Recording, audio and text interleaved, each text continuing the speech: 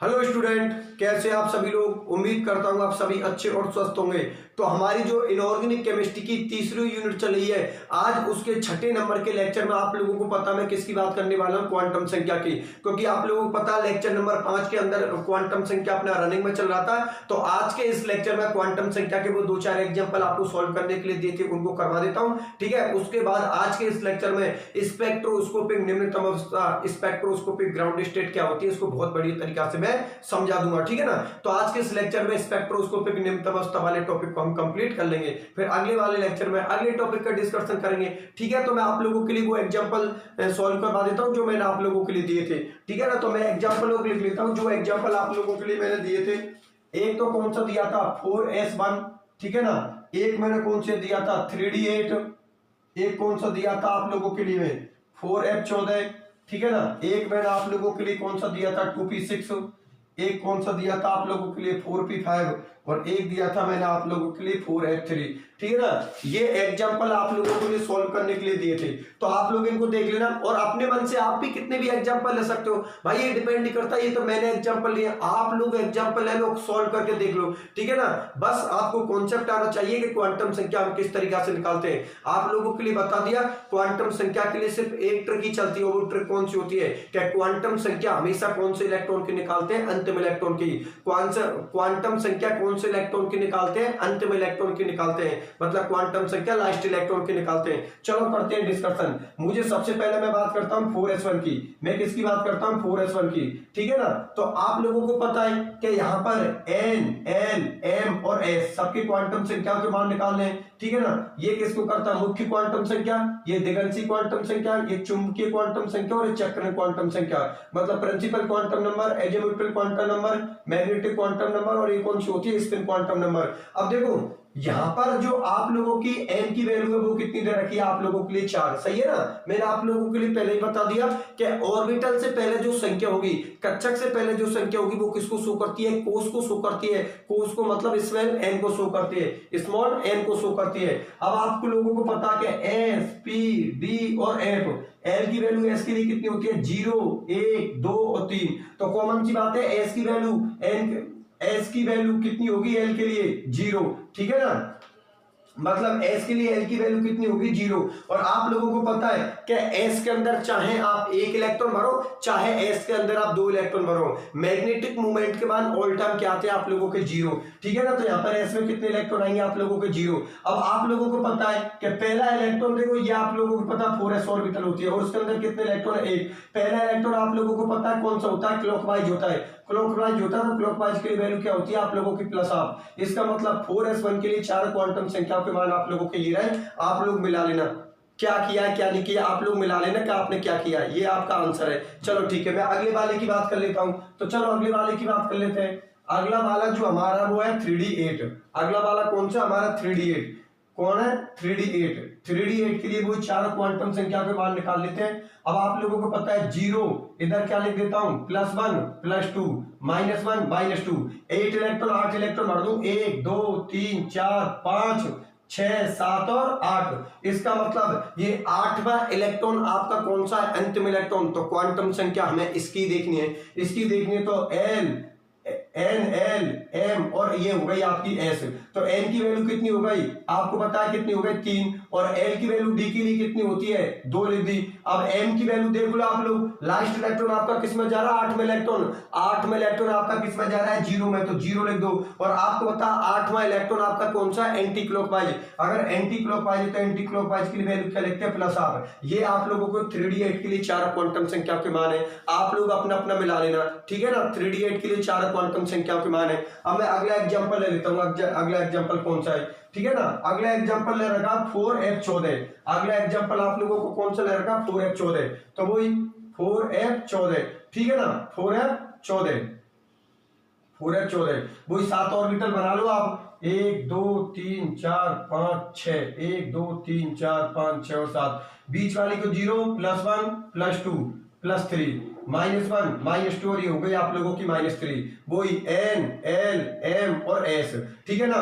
अब आप लोगों को पता है ये 4 तो क्या हो गई आपकी N का मान, L का मान F के लिए कितना होता है 3, यहाँ पर लिख दो आप लोग 3, और आप लोग ये देखो 14वां इलेक्ट्रॉन आपका किसमें जा रहा है, 1 2 3 4 5 6 7 8 9 10 11 12 13 और 14, इसका मतलब 13 इलेक्ट्रॉनों से हमें कोई मतलब नहीं है। हमारा अंतिम इलेक्ट्रॉन कौन सा है, 14वां इलेक्ट्रॉन। तो 14वें इलेक्ट्रॉन की क्वांटम संख्या हमें देखनी है, क्योंकि क्वांटम संख्या हमेशा अंतिम इलेक्ट्रॉन की निकालते हैं, ठीक है। ये रहा आपका 14वां इलेक्ट्रॉन, 14वां इलेक्ट्रॉन ये है। तो मुझे एक बात बताओ, 14वां इलेक्ट्रॉन आपका किसमें जा रहा है, +3 के अंदर जा रहा है, इसका मतलब m का मान यहाँ पर कितना होगा, +3। और आप लोगों को पता है आपका 14वां इलेक्ट्रॉन कौन है, एंटी क्लॉकवाइज, और एंटी क्लॉकवाइज के लिए आपको पता है वैल्यू क्या होती है, -12। पहले तो ये बात होता है, ये बात आप लोगों को अच्छी तरीके से समझ में आ गई। तो ये चारों क्वांटम संख्या के मान किसके लिए हो गए, 4f14 के लिए। चारों क्वांटम संख्या के मान किसके लिए हो गए, 4f14 के लिए। चलो ठीक है, बहुत अच्छी बात है, मैं इसको मिटा देता हूं, फिर अगले वाले पर डिस्कशन करते हैं। ये लो भैया, ये मैंने मिटा दिया, ठीक है ना। 3 और बची हैं, उनको और बता देता हूं। अब बात करता हूं मैं 2p6 की। अब बात मैं किसकी करता हूं, 2p6 की। चलो ठीक है, वो p की 3 ऑर्बिटल बना दो आप लोग। ये लो 0 +1 और इधर लिख दो -1, वही N L M और S।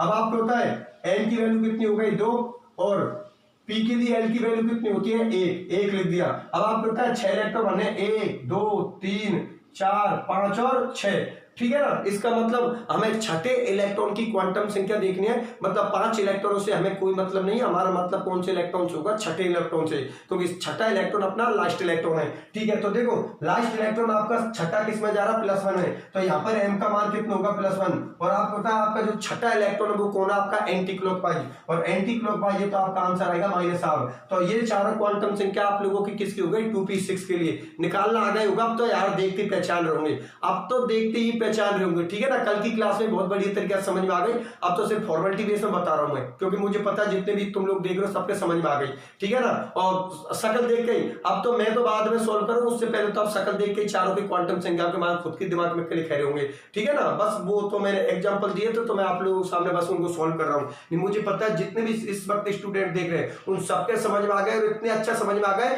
कि सोल्व करने की जरूरत नहीं है, वो शकल देख के पहचान रहे कि चार क्वांटम संख्या कौन कौन सी है, ठीक है ना। बस यही चीज तो होती है, कॉन्सेप्ट अगर पकड़ में आ गए ना तो उसके बाद तो सीधे देखते पहचान लेते, शकल देख के बता देते कि इसका आंसर क्या आने वाला है। चलो ठीक है, अब मैं बात करता हूं 2p5 की। तो चलो 2p5 की बात कर लो, ये लो 2p5 की बात कर लेते हैं। तो देखो बात करते हैं हम 2p5 की।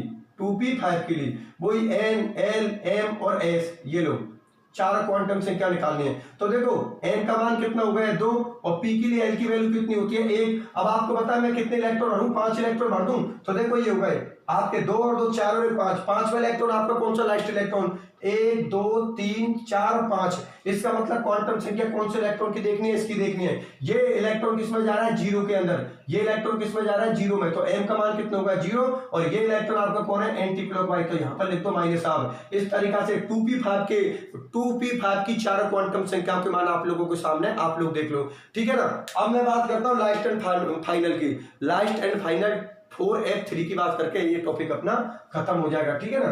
तो बात कर लेता हूं 4f3 की। तो चलो कर लो बात, ये लो भैया 4f3, और यहां पर लिख दिया मैंने f की वो 7 ऑर्बिटल, ये लो 1 2 3 4 5 6, और ये हो गई आपकी 7। क्या 0 +1 +2 +3 -1 -2 और -3, कितने 3 इलेक्ट्रॉन भर दूं, 1 2 और 3, ठीक है। हम निकालता हूं n l m और s।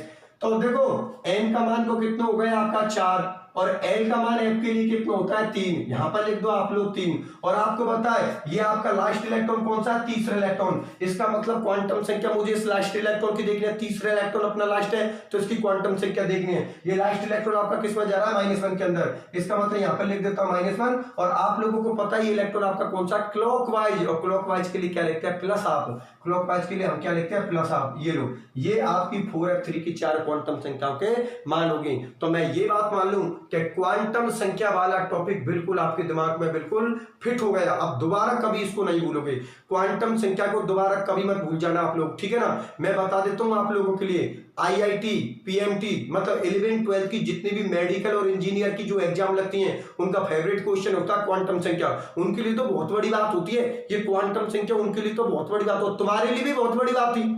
कल जब मैंने नहीं समझाया था, जब मैंने क्लास स्टार्ट नहीं की थी, तो तुम क्या जानते? तुम जानते क्वांटम संख्या को? नहीं जानते तुम भी क्वांटम संख्या को? तुम्हारे लिए भी बहुत बड़ी बात थी भाई। क्वांटम संख्या आप लोग भी नहीं जानते थे, तो तुम्हारे लिए भी क्वांटम संख्या निकालना बहुत बड़ी बात थी। अब क्यों चल रहे हो? क्योंकि अब आपके समझ में आ गई। अब बोल रहे हो ना कि सर हम तो शक्ल देख के पता लगा रहे, शक्ल देख के इसलिए पता लगा रहे, तो अब आप लोगों को समझ में आ गई, ठीक है ना। तो उनके लिए तो बहुत बड़ी बात होती है क्वांटम संख्या को निकालना। अब आपके ऑन टिप्स देख के पहचान लो इसका आंसर ये निकलने वाला है, ठीक है ना। तो जितनी भी तो मेडिकल की एग्जाम होती है, जितनी भी इंजीनियर की एग्जाम होती है, उसके बाद आपकी खुद की लाइन की एग्जामों को देख लो। कल के लिए आप बीएससी थर्ड ईयर में, इसका मतलब बीएससी थर्ड ईयर में तो कुछ समय बाद ही आप लोग सेकंड ग्रेड की एग्जाम देने लायक हो जाओगे। फर्स्ट ग्रेड स्कूल लेक्चरर बोलते हो, फर्स्ट ग्रेड को क्या बोलते हैं? School lecturer. उसके बाद आप लोग कॉलेज लेक्चरर की मतलब जितनी भी हाई लेवल की एग्जाम हो सबको दे लोगे, ठीक है ना। बस क्वांटम संख्या का क्वेश्चन आप लोगों की नेट और गेट की एग्जाम में नहीं पूछते। मैं बता देता हूं आप लोगों के लिए, सेकंड ग्रेड, फर्स्ट ग्रेड और कॉलेज लेक्चरर और ये मेडिकल की एग्जाम और इंजीनियर की एग्जाम, इनके अंदर इसका क्वेश्चन पुट किया जाता है। बाकी का नेट और गेट की एग्जाम में ऐसे क्वेश्चन पुट नहीं किए जाते, क्योंकि आप लोगों को पता है कि नेट और गेट का थोड़ा स्टैंडर्ड लेवल बहुत ही ज्यादा हाई हो जाता है। तो वहां पर जो नेट और गेट में प्रॉब्लम आती है वो बहुत ज्यादा हाई लेवल की आती है। मतलब एक बोलते हैं ना कि सब्जेक्ट की चरम सीमा होती है, हाई लेवल की चरम सीमा होती है, वो आपकी नेट की एग्जाम होती है। मतलब नेट की एग्जाम के दौरान प्रॉब्लम इतनी खतरनाक तरीका से पूछी जाती है कि उनको सॉल्व करना ही बहुत बड़ी बात होती है, ठीक है ना। तभी तो ये बोलते हैं कि भाई जो नेट और गेट फाइटर होते हैं वो सब्जेक्ट के, उनको स्पेशलिस्ट बोल सकते हो आप लोग, बिल्कुल स्पेशलिस्ट बोल सकते हो। मतलब सब्जेक्ट में वो बहुत गहराई से चीजों को जानते हैं। क्यों जानते हैं? क्योंकि वो एक एक चीज को बहुत ज्यादा गहराई से पढ़ते हैं, तब जाके वो बड़ी बड़ी प्रॉब्लम सॉल्व होती है। आगे नहीं बात सही है। इसलिए नेट और गेट के एग्जाम में तो ये क्वेश्चन पुट नहीं किए जाते, बाकी और जितनी भी अपनी एग्जाम लगते हैं उन सबके अंदर इसके क्वेश्चन पुट किए जाते हैं, ठीक है ना। तभी तो मैं बोलता हूं कि अगर आप अपना टारगेट रखो आगे जाके, तो आप अपना टारगेट नेट की एग्जाम को बनाओ, गेट की एग्जाम को बनाओ। ये वो एग्जाम है, इनको फाइट करना आपके लिए बहुत बड़ी बात होगी। अगर कोई भी स्टूडेंट आप लोगों में से कल के लिए नेट और गेट को फाइट करता है तो ये आप लोगों के लिए बहुत बड़ी बात हो जाएगी, ठीक है ना। बहुत बड़ी बात का मतलब यह है कि अपने आप में ये समझ लेना कि हाँ अब हमने कुछ किया है। आगे बात समझे? क्योंकि अभी आप लोग एक ऐसी एजुकेशन लाइन की एक ऐसी डिग्रियों में चल रहे हो कि जहां पर कंपटीशन बहुत कम है, लेकिन जब आप बड़े लेवल की एग्जामों में जाओगे ना, नेट गेट इतनी बड़ी बड़ी एग्जामों में, या कॉलेज लेक्चरर की एग्जाम दे रहे हो, वो थोड़े स्टैंडर्ड लेवल के हो जाते हैं, ठीक है ना। तो वहां पर कंपटीशन करने में एक अलग ही मजा होता है। क्यों? क्योंकि यहाँ पर आपका कंपटीशन ज्यादा एक स्टेट के लड़कों से होता है, ज्यादा एक डिस्ट्रिक्ट के लड़कों से होता है, एक कॉलेज के लड़कों से होता है। लेकिन उन टेस्टों के दौरान आप लोगों का कंपटीशन पूरी ऑल इंडिया के स्टूडेंटों से होगा। आप लोग अच्छी तरीके से जानते हो नेट और गेट ऑल इंडिया लेवल के टेस्ट होते हैं। वहां पर जब इन टेस्टों को देते हो आप लोग, तो आपका कंपटीशन ऑल इंडिया के स्टूडेंटों से होता है। और उन ऑल इंडिया के स्टूडेंटों से अगर आप टॉप करके अच्छी रैंक देते हो तो वो आपकी क्वालिटी निकलती है। आगे नहीं बात सही है भाई, ये आपकी क्वालिटी झलकती है कि आपने ऑल इंडिया के स्टूडेंटों को डिफीट दिया है। एक स्टूडेंट अगर कॉलेज टॉप कर ले तो हम कह लेते हैं यार ये स्टूडेंट तो कॉलेज टॉपर है, ठीक है ना। वो इतनी बड़ी बात नहीं, कॉलेज टॉप करना कोई ज्यादा बड़ी बात नहीं होती, इतनी कोई बड़ी बात नहीं होती कॉलेज टॉप करना, क्योंकि आपका कंपटीशन एक कॉलेज के स्टूडेंटों से होता है। लेकिन जब आप बड़े लेवल की कोई एग्जाम देते हो वहां पर होता है कंपटीशन, क्योंकि वहां पर आप पूरे देश के, पूरी ऑल इंडिया के स्टूडेंटों से कंपटीशन करते हो, तो वो बहुत बड़ी बात हो जाती है। आगे नहीं बात समझे? इसलिए जितने भी बड़े लेवल की एग्जाम है उनका बेसिक यहीं से तैयार करो आप लोग, जिनको आगे जाकर टीचिंग फील्ड अपना रखना है। जैसे कि भाई को ये सोचे कि मुझे जो सेकंड ग्रेड बनना टीचर, मुझे स्कूल लेक्चरर बनना है, मुझे कॉलेज लेक्चरर बनना है, ठीक है ना। अगर या फिर मुझे यूनिवर्सिटी लेक्चरर बनना है, ठीक है ना। अगर ये टारगेट रखते हो तो यहीं से अपने पार्टों को सॉलिड करना चालू कर दो। एक एक चीज को समझ कर चलो, क्योंकि आप भी जानते हो और मैं भी जानता हूं, आगे जाकर रटने वाली चीजों को तो एरिया बिल्कुल खत्म हो जाता है। आगे तो वही चीज चलेंगी जो आपको समझी हुई है, समझी हुई चीजों को ही पूछते हो, समझी हुई चीज आपको आनी चाहिए, ठीक है ना। रटी पिटी चीजों को कोई नहीं पूछता, क्योंकि कॉमन सी बात है, अगर बड़े लेवल के एग्जाम वहां पर भी रट्टाफिकेशन वाली चीजें पूछ ली तो फिर क्या मतलब निकला, ठीक है ना। बीएससी और एमएससी का मतलब ये निकलता है कि इनको कर रहे हो तो यहां से प्रत्येक स्टूडेंट कुछ ना कुछ नॉलेज सीख कर निकले, ठीक है। उन्हीं चीजों को आगे जाकर उनको थोड़ा स्टैंडर्ड बढ़ाकर उनकी प्रॉब्लम बना देते हैं। तो ये चीज आप अच्छी तरीके से जानते हो। इसलिए मैं बोल रहा हूं कि जितने भी स्टूडेंट इस वक्त मुझे देख रहे हैं वो बिल्कुल किसी भी चीज को, कोई भी सब्जेक्ट को, इससे मतलब नहीं कि वो एक ही, जैसे मैं केमिस्ट्री की बात कर रहा हूं, नहीं, मैं केमिस्ट्री की बात नहीं कर रहा हूं, मैं प्रत्येक उस सब्जेक्ट की बात कर रहा हूं जिससे आप आगे अपना कैरियर बनाओगे, ठीक है ना। कोई अगर मैथ से कैरियर बनाना चाहे, कोई अपना फिजिक्स से बनाना चाहे, बॉटनी से बनाना चाहे, जूलॉजी से बनाना चाहे, या फिर वो केमिस्ट्री से बनाना चाहे, तो जिस सब्जेक्ट से भी आप कैरियर बनाना चाहो उसको इतना सॉलिड कर दो कि आगे जाके एक बार में ही आपके टेस्ट पूरे फाइट होने चाहिए, ठीक है ना। एक बार दिया टेस्ट और बिल्कुल फाइट निकल गए, ठीक है ना। तो ऐसे आप अपनी पढ़ाई करते रहो। पहले तो ये बात होता है, ये बात आप लोगों को अच्छी तरीके से समझ में आ गई, तो मैं बात मानता हूँ क्वांटम संख्या आपके बहुत बढ़िया तरीके से समझ में आ गई। चलो ठीक है, बहुत अच्छी बात है। अब मैं मेरे टॉपिक पर आ जाता हूँ, स्पेक्ट्रोस्कोपिक ग्राउंड स्टेट। तो वहां पर क्वांटम संख्या की बात कर रखी है कि ऊर्जा स्तर को हम कितने क्वांटम संख्याओं से शो कर सकते हैं, 4 क्वांटम संख्याओं से, जो आप लोगों के लिए शो करती है मुख्य क्वांटम संख्या, दिगंती क्वांटम संख्या, चुंबकीय क्वांटम संख्या, चक्रण क्वांटम संख्या, मतलब N, L, M और S। चलो ठीक है, बहुत अच्छी बात है। अब देखो एक चीज बहुत अच्छी है कि आपने 11th क्लास में एक चीज और पढ़ी होगी, हुंड और पाउली का रूल। हुंडे और पाउली का रूल क्या अकॉर्डिंग क्या था, देखो मैं आप लोगों के लिए बता देता हूं हुंड और पाउली के रूल को। पाउली ने क्या बात बोली थी, पाउली ने ये बात बोली थी कि एक ऑर्बिटल में, एक कक्षक में आप मैक्सिमम कितने इलेक्ट्रॉन भर सकते हो, 2 इलेक्ट्रॉन भर सकते हो, और दोनों का चक्र क्या होना चाहिए, अपोजिट। जैसे कि पाउली ने क्या बात बोली थी कि एक ऑर्बिटल के अंदर कितने इलेक्ट्रॉन होने चाहिए, 2 इलेक्ट्रॉन होने चाहिए, और दोनों का स्पिन, दोनों का चक्र क्या होना चाहिए, अपोजिट। एक क्लॉकवाइज होना चाहिए, एक एंटी क्लॉकवाइज। अगर ऐसी कंडीशन हो रही है तो आप लोगों का कॉन्फ़िगरेशन बिल्कुल सही है। लेकिन अगर आप लोगों ने दोनों इलेक्ट्रॉन क्लॉकवाइज लिख दिए तो ये तरीका बिल्कुल गलत है, या दोनों इलेक्ट्रॉनों का आप एंटी क्लॉकवाइज लिख दिया तो ये भी तरीका बिल्कुल गलत है। मतलब ये जो 2 इलेक्ट्रॉन है, ये पाउली के रूल को फॉलो कर रहे हैं, क्योंकि आप लोगों को पता है एक ऑर्बिटल में 2 इलेक्ट्रॉन भरते हैं, दोनों का चक्रण, दोनों का स्पिन बिल्कुल अपोजिट है। एक इलेक्ट्रॉन आपका क्लॉकवाइज है और एक इलेक्ट्रॉन आपका एंटी क्लॉकवाइज है, जबकि यहाँ पर दोनों ही इलेक्ट्रॉन आपके क्लॉकवाइज है और यहाँ पर दोनों ही इलेक्ट्रॉन आपके एंटी क्लॉकवाइज है। इसका मतलब दोनों जो एग्जाम्पल है पाउली रूल को फॉलो नहीं करते। पाउली रूल को फॉलो कौन सा एग्जाम्पल करता है, ये एग्जाम्पल करता है, क्योंकि यहाँ पर दोनों इलेक्ट्रॉन की डायरेक्शन या स्पिन बिल्कुल अपोजिट है। चलो ठीक है, बहुत अच्छी बात है। और हुंडी ने क्या बात बोली थी, हुंडी ने ये बात बोली थी कि जैसे मैं p ऑर्बिटल का एग्जांपल लेता हूं, हुंडी ने क्या बात बोली थी कि जब तक, जैसे मुझे यहां पर लिखना है 2p4 का कॉन्फ़िगरेशन लिखना है 2p4 का, तो उसने क्या बात बोली थी कि जब तक सभी ऑर्बिटलों के अंदर एक एक इलेक्ट्रॉन नहीं भर देते तब तक उनका युग्मन चालू नहीं करते, उनकी पेयरिंग चालू नहीं करते। ये बात किसने बोली थी, हुंडी नाम के साइंटिस्ट ने।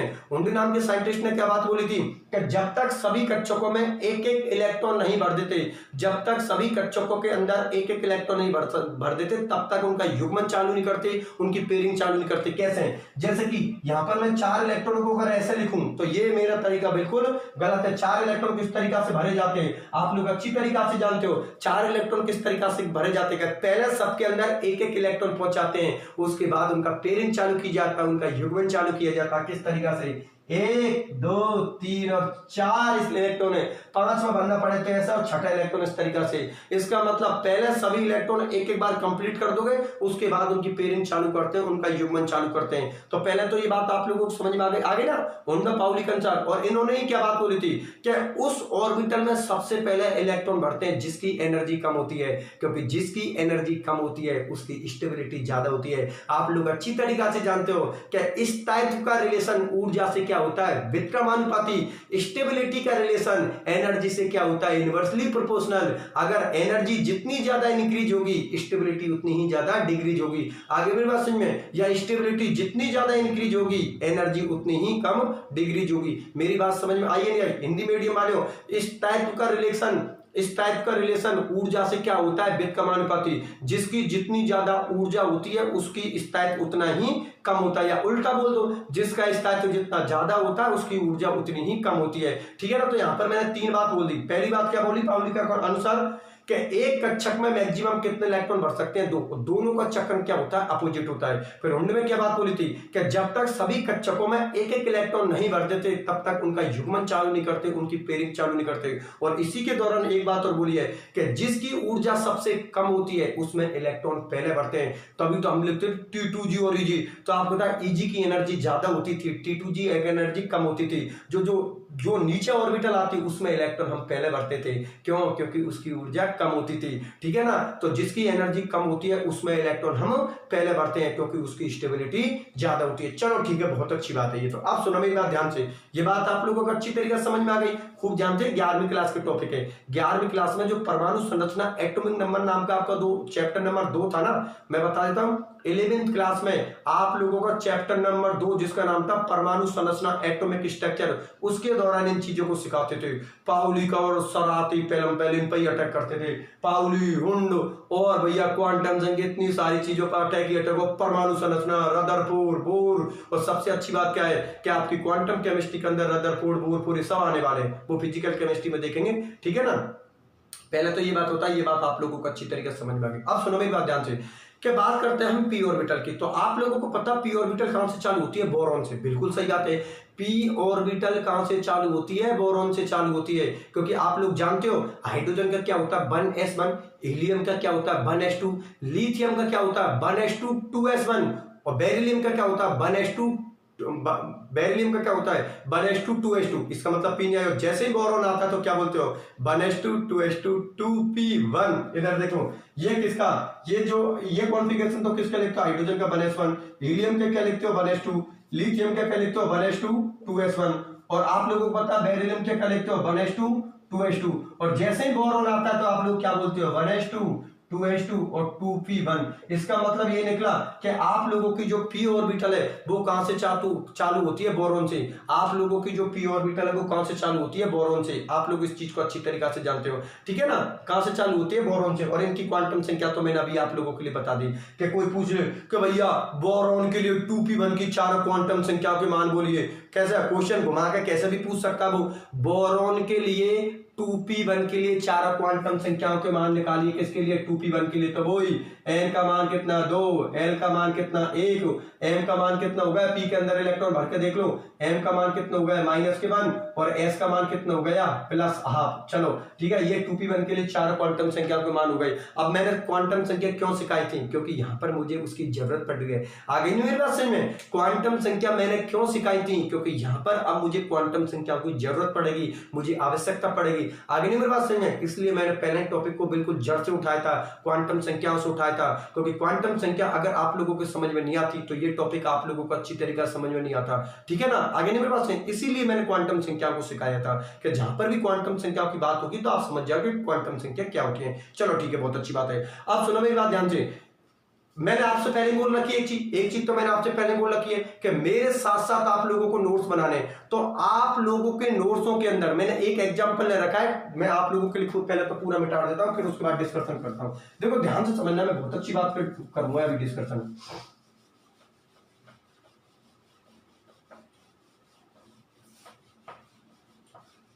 देखो नोट्सों के अंदर आप लोग देखना, मेरी क्लास खत्म हो जाए ना, मेरी क्लास, उसके बाद दोस्तों को देखना, वहां पर मैंने एक एग्जांपल ले रखा है। मैंने किसका ले रखा है? कार्बन का। कार्बन का एटॉमिक नंबर कितना होता है? 6। क्या लिखते हो? 1s2 2s2, और यहां पर क्या लिखते हो? 2p2। आप लोग अच्छे तरीके से जानते हो कि कार्बन की जो p ऑर्बिटल होती है उसमें कितने इलेक्ट्रॉन होते हैं? 2। अब कार्बन की p ऑर्बिटल में ये जो 2 इलेक्ट्रॉन है इनकी कितनी संभावनाएं बनेंगी? 15 संभावनाएं बनेंगी, मतलब 15 पॉसिबिलिटी बनेगी। 15 पॉसिबिलिटी का मतलब समझे कि इन 2 इलेक्ट्रॉनों को 3 ऑर्बिटल, अरे p की 3 ऑर्बिटल ही तो होती है, आप लोगों को खूब पता है, लिखी है p की कितनी ऑर्बिटल होती है? 3। तो p की 3 ऑर्बिटलों के अंदर इन 2 इलेक्ट्रॉनों को भरने की कितनी कंडीशन बनेगी? 15 कंडीशन बनेगी। अब वो 15 कंडीशन कैसे बनेगी मैं आप लोगों को सामने लिख देता हूं। तो सुनो, आप लोगों के नोट्स में वो जो 2 सारणी बना रखी है ना, एक सारणी इधर बना रखी है, एक सारणी इधर बना रखी है, वो बेटा 2 सारणी नहीं है, वो एक ही सारणी है।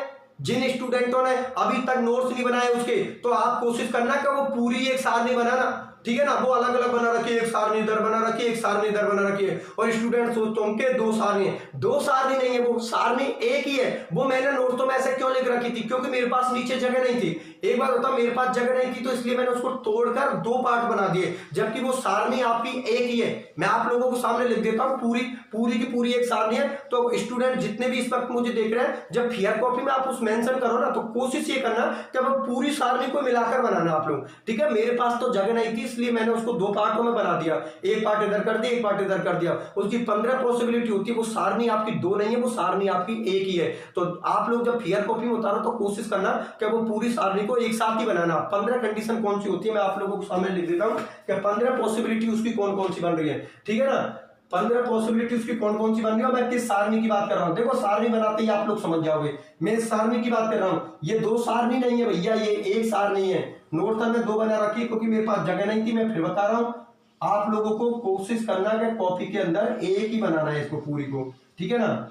ये देख, ये हो गया px py और ये हो गया आपका pz, ठीक है ना। मैं इसकी 15 कंडीशन लिख देता हूं। देखो 1 2 3 4 5 6 7 8 9 10 11 12 13 और ये हो गए 14 15। देखो भैया 1 2 3 4 5 6 7 8 9 10 11 12 13 14 और 15 इलेक्ट्रॉनों को मैं भर रहा हूं किसके लिए, कार्बन के लिए। किसके लिए, 2p2 के लिए। किसके भर रहा हूं मैं, 2p2 के लिए। तो 15 इलेक्ट्रॉनों की कितनी कंडीशन बनेगी देख लो।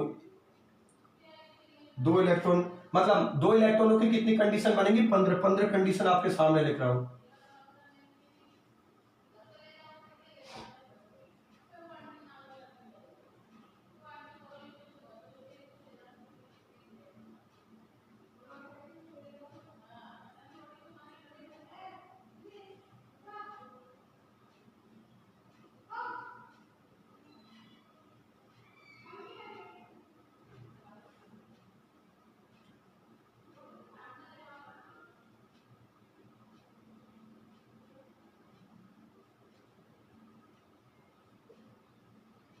देख लो आप आराम से, ठीक है ना, कितनी 15 कंडीशन बनती है अपनी।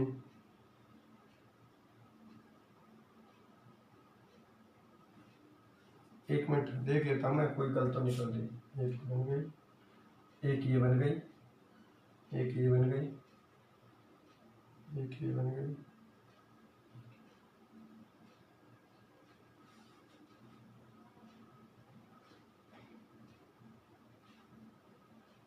सही है। एक नीचे, एक आप ऊपर, फिर एक ये नीचे और एक आप ऊपर, एक ये नीचे और एक आप ऊपर, ये दोनों नीचे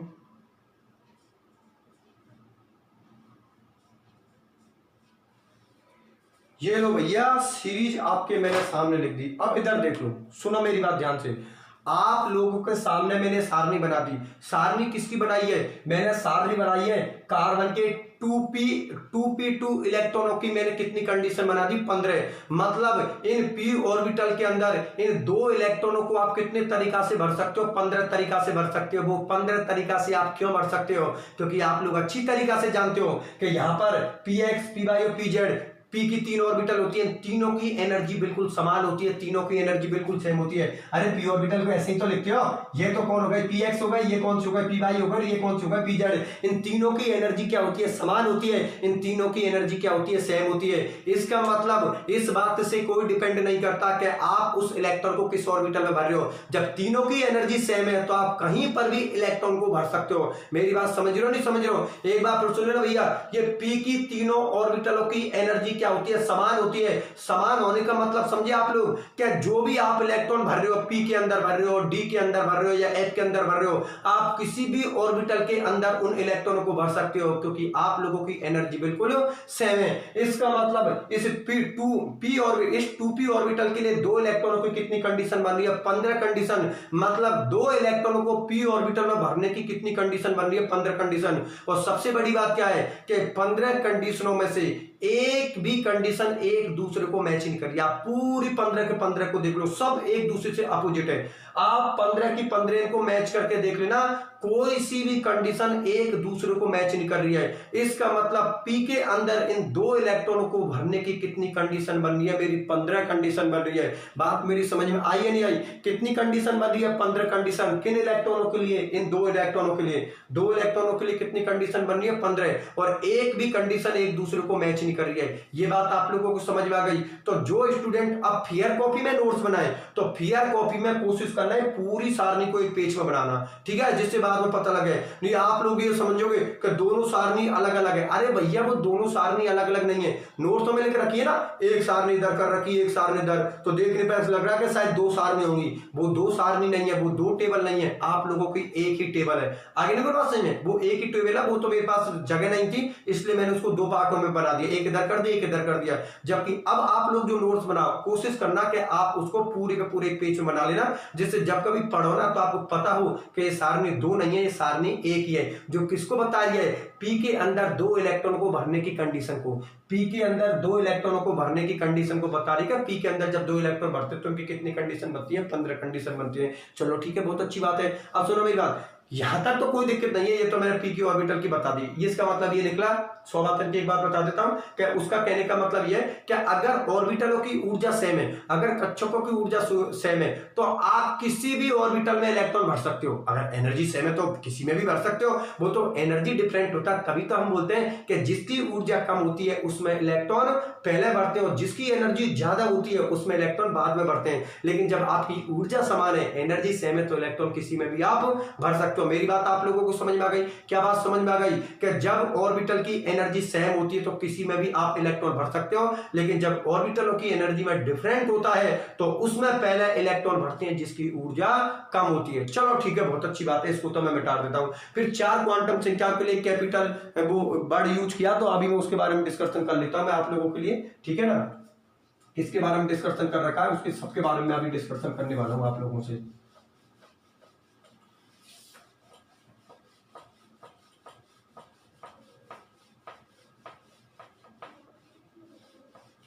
चलो ठीक है, मैं उसके बारे में डिस्कशन कर लेता हूं। हम किस चीज की बात को मैं डिस्कशन करने वाले हैं, ठीक है। तो स्मॉल एल के मानों को, स्मॉल एल आप लोगों को पता किसको शो करता है, ऑर्बिटल को शो करता है। तो स्मॉल एल के मानों को शो करने के लिए एक नई क्वांटम संख्या यहां पर किसको शो किया, कैपिटल एल को, कैपिटल एल को शो किया। तो मैं आप लोगों के लिए लिख देता हूं, देखो सुनो मेरी बात। इससे पहले आप लोग ऑर्बिटलों को किसमें शो कर रहे थे, स्मॉल ऐसे ही तो कर रहे थे आप लोग, एस पी डी एफ। यहां पर किसके लिए दिखा, स्मॉल एल के मान। अब इस स्मॉल एल को वो एक नई क्वांटम संख्या से शो कर रहे हैं, मतलब स्मॉल एल को वहां पर क्या मान के चल रहे हैं हम, कैपिटल एल, ठीक है। एक नई क्वांटम संख्या दे रहे हैं। नई क्वांटम संख्या का मतलब यह है कि आपके इस स्मॉल एल को हम क्या मान के चल रहे हैं, कैपिटल एल, ठीक है। अगर कैपिटल एल इसको मान के चल रहे हैं तो कॉमन सी बात है, इनको भी कैपिटल में लिखेंगे हम लोग। तो देखो आप लोगों के लिए लिख देता हूं, S P D F G H I, J को उपस्थित किया, जे को के एल यहां पर लिख दो। मैं अभी बताऊंगा जे को क्यों नहीं लिया। देखो S P D F G H I, J आना चाहिए था, लेकिन जे को मैंने क्यों नहीं लिया, अभी उसका रीजन दूंगा। के एल, और आप लोग जानते हो कैपिटल एल का मान वही 0 1 2 3 4 5 6 7 और 8 इस तरीका से होते हैं। अब मैं आप लोगों के लिए बता देता हूं तो जे को क्यों नहीं लिया यहां पर, ठीक है ना। तो देखो जे को यहां पर इसलिए नहीं लिया है, आप लोगों के लिए बता देता हूं, जे को यहां पर इसलिए नहीं लिया है क्योंकि जे को हम किसी दूसरी क्वांटम संख्या को यूज में लेते हैं। एक बार फिर सुन लेना, देखो अगर मैं यहां पर जे को ले लेता ना तो जे को किसी और क्वांटम संख्या के लिए भी यूज करते हैं और यहां पर भी यूज करते हैं। तो जब दोनों का आमना सामना होता तो कंफ्यूज हो जाता। तो कंफ्यूज होने की वजह से यहां पर जे को उपेक्षित किया गया है। उपेक्षित किए का मतलब उसको इग्नोर किया गया है, उसको छोड़ा गया है। जे को मान के नहीं चल रहे, जे को इसलिए मान के नहीं चल रहे क्योंकि आप लोग पता है जे को किसी और क्वांटम संख्या के लिए यूज करते हैं, मतलब किसी और क्वांटम संख्या को हम जे से शो करते हैं। तो कभी अगर इस क्वांटम संख्या का और उस क्वांटम संख्या का आमना सामना हो जाता तो आपको पता है यहां पर भी जे से शो करते हो, वहां पर भी जे से, तो कंफ्यूज हो जाता है। इसीलिए जे को यहां पर उपेक्षित किया गया है, इग्नोर किया गया है, अर्थात उसको यहां पर छोड़ा गया है, ठीक है ना। इसलिए जो आप लोगों की यहां पर क्वांटम संख्या मानी है वो देखो ऑर्बिटल्स के लिए क्या मानी है, S P D F G H I, J को छोड़ा गया, मैं फिर बोल रहा हूं जे को इसलिए छोड़ा गया, जे को किसी और के लिए यूज करते हैं। के एल, जिसके एल की मान कितने होते हैं, 0 1 2 3 4 5 6 7 और 8। और आप लोगों के लिए मैंने एक बात पहले ही बता दी, आप लोगों के लिए मैंने क्या बात बताई थी कि एल की शुरुआत, ऑर्बिटल की शुरुआत हमेशा किससे होती है, 0 से होती है। इसलिए एस के लिए एल की वैल्यू कितनी होती है, 0 1 2 3 4 5, इस तरीका से उसके जे के मान बढ़ते जाते हैं, एल के मान बढ़ते जाते हैं। जैसे जैसे आपकी ऑर्बिटल्स बढ़ती जाएंगी वैसे वैसे आपके एल के मान बढ़ते जाएंगे। चलो ठीक है, बहुत अच्छी बात है। तो अब सुनो मेरी बात ध्यान से, हमारे सिलेबस में 2 दे रखे हैं, दो ऑर्बिटल तो शो कर रही थी और दो ऑर्बिटल्स के लिए वहां पर जे और इनके कुछ मान दे रखे हैं। तो मैं आप लोगों के लिए दोनों एग्जांपलों को बता देता हूं। दो एग्जांपल कौन से शो किए गए हैं, एक तो P2 ऑर्बिटल का ले रखा और एक D2 ऑर्बिटल का।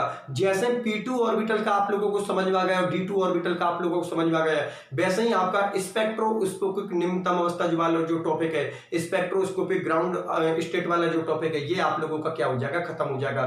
तो मैं दोनों एग्जांपलों को ले लेता हूं, तो P2 को ले लेता हूं और एक D2 को ले लेता हूं, ठीक है। उसके बारे में डिस्कशन करके इस लेक्चर को हम खत्म करते हैं। चलो ठीक है, तो अब हम किसकी बात कर लेते हैं, P2 के लिए बात कर लेते हैं। और जितनी भी चीजें बोर्ड पे लिखी है ना, अभी मैं जो सारी चीजें बोर्ड पे लिख रही, अब मुझे हर एक चीज की जरूरत पड़ेगी। जरूरत कैसे पड़ेगी आप लोग देखते चलो, जरूरत कैसे पड़ेगी आप लोग देखते चलो। मैं एक एक एग्जांपल ले लेता हूं। मैं बात करता हूं यहाँ पर example number first. Example number first में किसकी बात करूंगा, P2 के लिए। तो P2 के लिए मैं लिख रहा हूं, P2 के लिए L का परिणामी मान लिख रहा हूं विन्यास के लिए, ठीक है ना। इस तरीका से शो करिए P2 के लिए। देखो अभी आप लोगों के लिए समझा दूंगा, बिल्कुल टेंशन मत करो। L बराबर यहाँ पर 1, यहाँ पर L बराबर कितना 1, ठीक है ना। परिणाम इसका रिजल्ट क्या निकल रहा है, परिणाम इसका रिजल्ट कितना है, रिजल्ट L बराबर कितना होगा 2, और यहाँ पर कौन सी अवस्था होगी आपकी डी अवस्था, यहाँ पर कौन सी अवस्था होगी आप लोगों की डी अवस्था, ठीक है ना। अब मैं दूसरा ले लेता हूँ इसी के साइड में, एक मैं किसको ले लेता हूँ, इसको ले लेता हूँ और इसको मैंने थोड़ा नीचे की ओर झुका दिया। यहाँ पर स्मॉल L का मान कितना होगा 1, और यहाँ पर भी स्मॉल L का मान कितना होगा 1, ठीक है ना। और ये मैंने यहाँ पर शो कर दिया इसको, ठीक है ना, ये मैंने यहाँ पर इसको शो कर दिया। इसका रिजल्ट क्या निकलेगा, परिणाम इसका क्या निकलेगा, परिणाम L बराबर कितना निकलेगा 1, तो कौन सी अवस्था होगी आपकी पी अवस्था, ठीक है। इसलिए कौन सी अवस्था होगी पी अवस्था। चलो ठीक है, आपकी बार एक को मैं ऊपर कर देता हूँ कंप्लीट रूप से, एक को नीचे। तो इसका रिजल्ट परिणाम क्या निकलेगा, इसका परिणाम निकलेगा आप लोगों का L बराबर क्या होगा 0, तो यहाँ पर कौन सी अवस्था होगी आप लोगों की S अवस्था होगी, S स्टेट होगी। तो ये एग्जांपल तो मैंने किसका ले लिया P2 का। एक एग्जांपल मैं आप लोगों के सामने किसका ले लेता हूँ D2 का। एग्जांपल नंबर 2 जो मैं किसका लूंगा D2 का। चलो ठीक है, D2 के लिए भी मैं पूरी कंडीशन लिख देता हूँ आप लोगों के सामने, देखते चलो आप लोग। ये लो L बराबर 2, और यहाँ पर भी क्या लिख दिया L बराबर 2, ठीक है। यहाँ पर परिणाम क्या निकलेगा आपका, परिणाम निकलेगा आपका L बराबर 4, तो यहाँ पर कौन सी अवस्था होगी, जी अवस्था होगी, ठीक है। कौन सी अवस्था होगी, जी। फिर उसके बाद अब की बार मैंने थोड़ा इसको इधर की तरफ कर दिया, ठीक है ना। अब की बार किधर की तरफ कर दिया, इधर की तरफ। यहाँ पर L बराबर कितना है 2, और यहाँ पर भी L बराबर कितना है 2। इसका परिणाम कितना निकलेगा, परिणाम इसका रिजल्ट कितना निकलेगा, L बराबर कितना होगा 3, और 3 होगा तो कौन सी अवस्था होगी आप लोगों की F अवस्था होगी। चलो ठीक है, बहुत अच्छी बात है। अब मैं किसकी बात करता हूँ, अगले की और बात कर लेता हूँ मैं, अगले की बात कर लो आप लोग, ठीक है ना।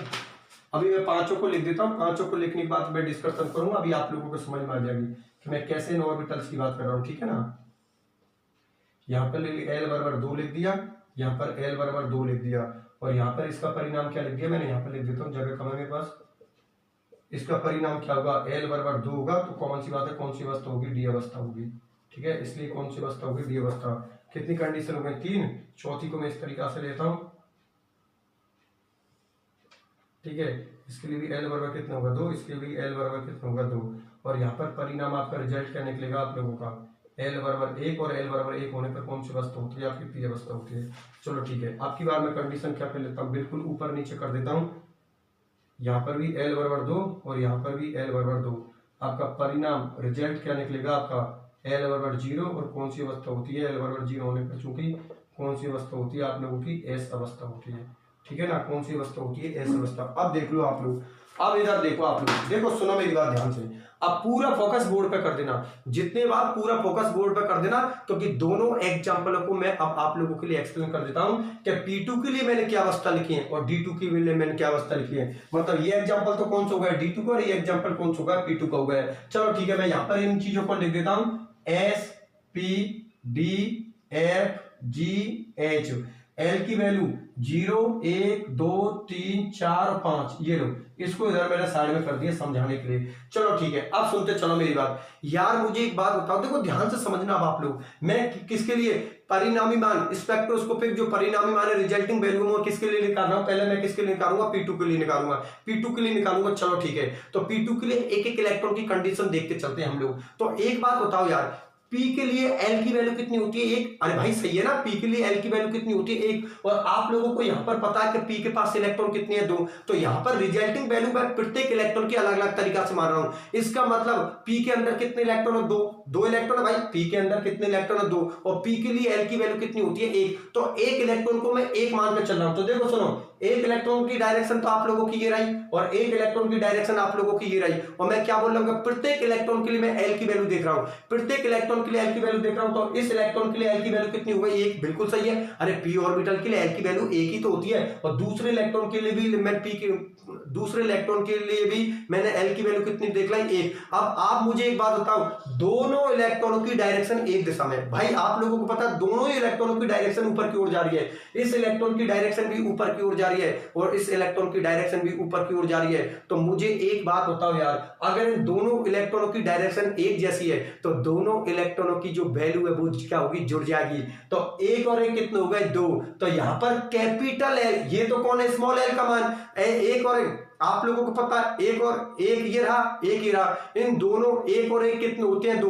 तो कैपिटल L का मान कितना आएगा आपका 2 आएगा। और कैपिटल L का मान अगर 2 आ रहा है तो 2 कौन सी स्टेट के लिए आ रहा है आप लोगों के लिए, कौन सी अवस्था के लिए आ रहा है, डी अवस्था के लिए। इसका मतलब इसका परिणाम, इसका रिजल्ट निकलेगा क्या, डी अवस्था। इसकी क्या अवस्था होगी आप लोगों की, डी अवस्था।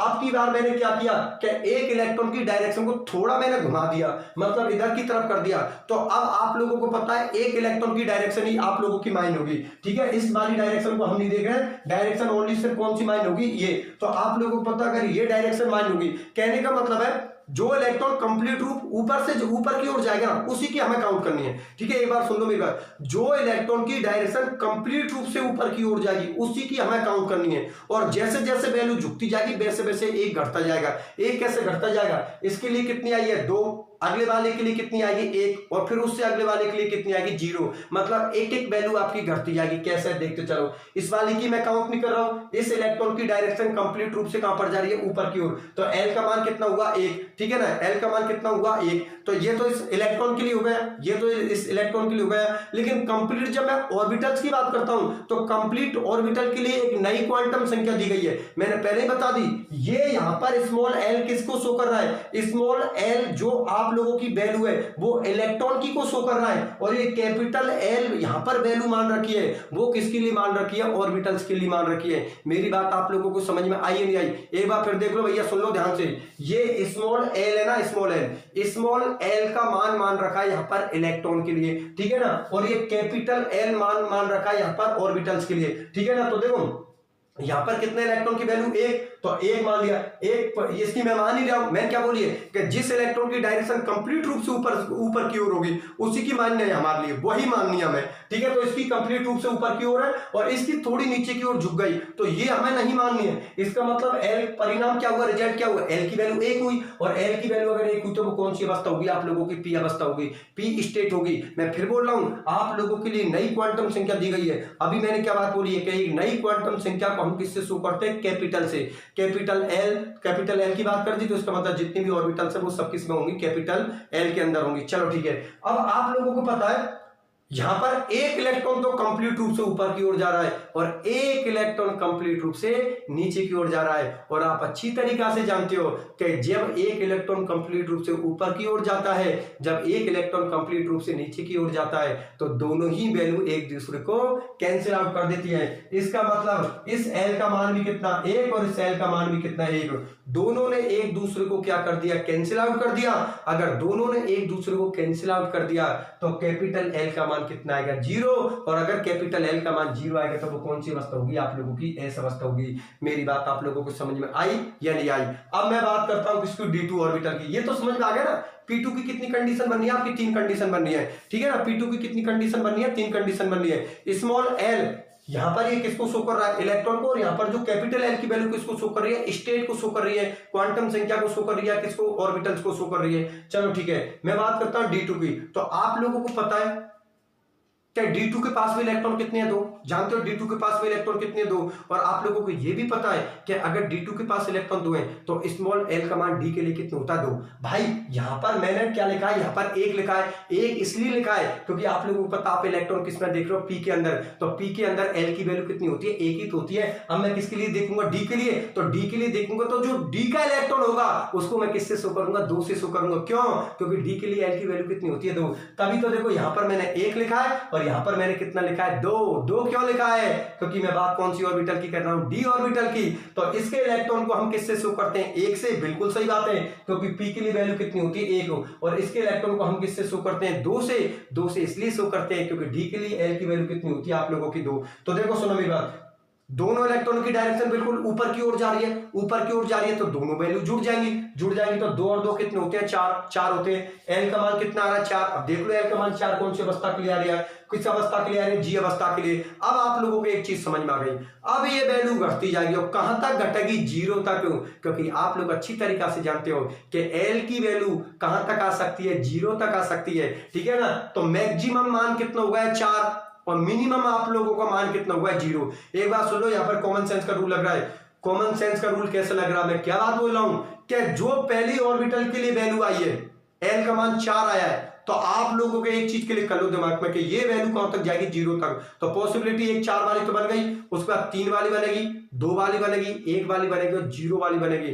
तो कुल मिलाकर D2 के लिए कितनी कंडीशन बनेगी, 5। और P2 के लिए कितनी कंडीशन बनी है, 3। तो देखो 4, l बराबर कितना होगा, 4 कौन सी अवस्था के लिए होगा, आप लोगों के लिए G अवस्था के लिए। अब एक एक वैल्यू बढ़ती जाएगी, जैसे कि अब यहां पर 4 में से 1 गए तो कितने बचे, 3 कौन सी अवस्था के लिए होगा, F अवस्था के लिए। फिर एक वैल्यू घट जाएगी, 4 अब कितनी आएगी, 2 आएगी, 2 कौन सी अवस्था के लिए होगी, D अवस्था के लिए। फिर एक वैल्यू घट जाएगी तो l का मान कितना आएगा आप लोगों का, 1 किस अवस्था के लिए होगा, P अवस्था के लिए। और लास्ट वाली कंडीशन में एक इलेक्ट्रॉन कंप्लीट रूप से ऊपर की ओर चला जाता है और एक इलेक्ट्रॉन कंप्लीट रूप से नीचे की ओर चला जाता है। मतलब एक इलेक्ट्रॉन की डायरेक्शन तो कंप्लीट रूप से ऊपर की ओर और एक की कंप्लीट रूप से नीचे की ओर। और आप लोग अच्छी तरीके से जानते हो कि अगर ऐसी कंडीशन बनती है तो दोनों ही इलेक्ट्रॉन एक दूसरे को क्या कर देते हैं, कैंसिल आउट। तो कुल मिलाकर आपकी l की वैल्यू कितनी आएगी, 0। तो यहां पर l का मान कितना आएगा, 0। और अगर l का मान 0 आ रहा है तो वो आपकी कौन सी अवस्था होगी, वो आप लोगों को कौन सी अवस्था होगी, S अवस्था। तो इस तरीका से P की कितनी कंडीशन बनी है, 3, और D की कितनी कंडीशन बनी है, 5। मेरी बात समझ में आई या नहीं आई, बस ये चीज बतानी थी मुझे। एक बार फिर देख लेना, P के लिए कितनी कंडीशन बनी है, 3, और D के लिए कितनी कंडीशन बनी है, 5। ये पूरा आप लोगों को टॉपिक होता है स्पेक्ट्रोस्कोपिक निम्नतम अवस्था, स्पेक्ट्रोस्कोपिक ग्राउंड स्टेट। ये टॉपिक समझाना था बस मुझे। मेरी बात समझ में आई या नहीं आई। और लास्ट में सौभातन की एक बात क्या थी कि यहां पर जो स्मॉल l है वो मैंने इलेक्ट्रॉन को शो किया है, और जो कैपिटल L है वो मैंने एक क्वांटम संख्या के लिए शो किया है। परिणामी क्वांटम संख्या बोलते हो, नोट्सों के अंदर देखना आप लोग, परिणाम को रिजल्टिंग क्वांटम नंबर बोलते हो, जिसको एक नई क्वांटम संख्या कैपिटल L से शो किया है। कैपिटल L से इसलिए शो किया है क्योंकि अगर मैं दोनों को स्मॉल कर देता तो डिफरेंस कैसे पता लगता हम लोगों को। आगे बात सुनिए, अगर इसको भी मैंने स्मॉल से कर दिया और इसको भी मैं स्मॉल से कर देता तो कंफ्यूज हो जाते ना। लेकिन अब हमें पता है कि इलेक्ट्रॉन के लिए तो हमने क्या मान लिया, स्मॉल एल मान लिया, और जो आपकी क्वांटम संख्या आ रही है उसके लिए हमने क्या मान लिया, कैपिटल मान लिया। वहां पर आप लोग पता, मैंने जे की बात इसलिए नहीं की थी क्योंकि जे जो आपकी ऑर्बिटल होती है वो किसी दूसरी क्वांटम संख्या को यूज में लेते हैं। तो अगर किसी दूसरे के लिए यूज में ले रहे हो और यहां पर भी यूज में ले रहे हो तो जब कभी दोनों आमने सामने होंगी तो कंफ्यूज हो जाएगा, क्योंकि दोनों की आपने वैल्यू जे मान, भाई दोनों को आपने जे से शो कर रखा है, तो हम लोगों को कैसे पता लगेगा कि हम कौन सी ऑर्बिटल की कौन सी क्वांटम संख्या की बात कर रहे हैं। इसलिए दोनों में डिफरेंस पैदा करने के लिए आप लोगों के लिए यहां पर जे को नहीं मान रखा है, ठीक है ना। विन ऑर्बिटल को S P D F G H I J नहीं, डायरेक्ट के मान रखा है, ठीक है ना। बात आप लोगों को समझ में आ गई। इस तरीका से आप लोगों के परिणामी रिजल्टिंग वैल्यू निकालते हैं किसमें, ऑर्बिटल्स के अंदर, किसके लिए, इलेक्ट्रॉन के लिए। बात मेरी समझ में आ गई। ये एल का मान एक किसके लिए, भाई 2 इलेक्ट्रॉन है। एक बात फिर बता देता हूं, पी के अंदर कितने इलेक्ट्रॉन है, 2। तो एक इलेक्ट्रॉन के लिए वैल्यू कितनी मान रखी है, 1। तो दूसरे इलेक्ट्रॉन के लिए भी 1 मान रखी है। और 1 ही क्यों मानी है, क्योंकि आप लोगों को पता पी ऑर्बिटल के लिए एल की वैल्यू कितनी होती है, 1, ठीक है ना। अब आपको पता है 1 और 1 कितने हो गए, 2, और आपको पता अब ये संख्या 0 तक जाएगी तो 2 के बाद कौन होगा, 1, और 1 के बाद कौन होगा, 0। तो जैसे ही 2 वैल्यू आई समझ जाना इसकी कितनी कंडीशन बनेगी, 3। कौन सी, 2 बन गई, फिर उसके बाद 1 बनेगी और उसके बाद क्या बनेगी, 0। तो 3 कंडीशन हो गई। 0 के बाद तो कुछ होता ही नहीं। आप लोग जानते हो, मैं जो एल की शुरुआत होती है वो 0 से ही होती है। अब मैं बात करता हूं D2 की, तो D2 की बात की क्या की थी, तो आपको पता है D के लिए एल की वैल्यू कितनी होती है, 2 होती है, और इलेक्ट्रॉन आपके पास कितने हैं, 2, तो एक इलेक्ट्रॉन के लिए 2 मान रहे तो 2 के लिए कितने होंगे, 4, और जैसे ही आपको 4 का पता लगा तो आपको पता 0 तक जाएगी। इसका मतलब देखो आपको पता लग गया इसकी कितनी कंडीशन बनेगी। आप लोगों को आगे का पता नहीं, लेकिन आपको 4 का लग गया पता कि यार 4 निकल लिए और आपको पता 0 तक जाना, तो देखो 4 3 2 1 और 0, इसकी कितनी कंडीशन बन जाएंगी, 5 कंडीशन। इसका मतलब आपको पहले रिजल्ट से ही पता लग जाएगा कि इस ऑर्बिटल के लिए कितनी कंडीशन बनने वाली है। जैसे कि D2 के लिए आपको पता है 2 और 2 कितने होते हैं, 4, क्योंकि दोनों इलेक्ट्रॉनों की डायरेक्शन ऊपर की ओर जा रही है, और आप लोग अच्छी तरीके से जानते हो कि जब इलेक्ट्रॉन की डायरेक्शन एक जैसी होती है तो वो वैल्यू हमेशा जुड़ती है, और जब इलेक्ट्रॉन की डायरेक्शन अपोजिट होती है तो वो वैल्यू एक दूसरे कैंसिल आउट करती है। खूब अच्छी तरीके से जानते हैं, इलेक्ट्रॉनों को नहीं बढ़ते किस तरीके से, ये इलेक्ट्रॉन की वैल्यू हम जोड़ते थे क्योंकि एक जैसी डायरेक्शन, प्लस आप इसका इसकी वैल्यू कितनी आती थी, 1, लेकिन जब हम इलेक्ट्रॉनों को इस तरीके से लिखते तो हम क्या कर देते, कैंसिल आउट, क्योंकि आप लोगों को पता प्लस हाफ इसकी होती है, माइनस हाफ इसकी होती है, तो कुल मिलाकर आपकी जो एस की वैल्यू आती थी वो क्या आती थी, 0। एस मतलब इलेक्ट्रॉन का स्पिन, इलेक्ट्रॉन का चक्रण, ठीक है ना, बात मेरी समझ में आ गई ना। तो पहली वैल्यू से आप लोगों को पता लग जाएगी कि इस ऑर्बिटल के लिए रिजल्टिंग वैल्यू कितनी निकलने वाली है। जैसे 4 है, 3 2 1 और 0, इसका मतलब कुल मिलाकर कितनी कंडीशन बन गई, 5। इस तरीका से आप लोग स्पेक्ट्रोस्कोपिक निम्नतम अवस्था वाले टॉपिक को देखते हैं, ठीक है ना।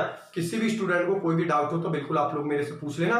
इसलिए मैंने क्वांटम संख्या पर डिस्कशन किया था, क्योंकि आप लोगों को पता है क्वांटम संख्या का यहाँ पर डिस्कशन हुआ है, ठीक है। आप लोग आराम से देख लेना, किसी भी स्टूडेंट को अगर कोई प्रॉब्लम आती है तो बिल्कुल आप लोग मेरे से पूछ सकते हो, ठीक है। आज का लेक्चर यहीं तक रखते हैं, बिल्कुल अपना स्पेक्ट्रोस्कोपिक निम्नतम अवस्था वाला टॉपिक अपना कंप्लीट होगा। अब आप लोग नोट्स में उतार लेना, ठीक है, हो गए यहाँ पर, अब नोट्स में उतार लेना आप लोग, ठीक है ना। हेडिंग डाल देना स्पेक्ट्रोस्कोपिक निम्नतम अवस्था, और शुरू से लेकर और ये D2 एग्जाम्पल तक बिल्कुल उतार देना आप लोग, और कोशिश करना वो सारणी है, वो सारणी नोट्स में 2 दे रखी है, वो 2 नहीं है, वो सारणी 1 ही है। मेरे पास जगह नहीं थी इसलिए मैंने 2 बना दी, आप लोग कोशिश करना कि उसको एक पेज में बना देना, जिसे कभी देखो तो पता लगे सारणी 2 नहीं है, सारणी आपकी 1 ही है, ठीक है। तो आप लोग नोट्स कंप्लीट कर लेना, मिलते हैं अगले लेक्चर में, अपना ख्याल रखना।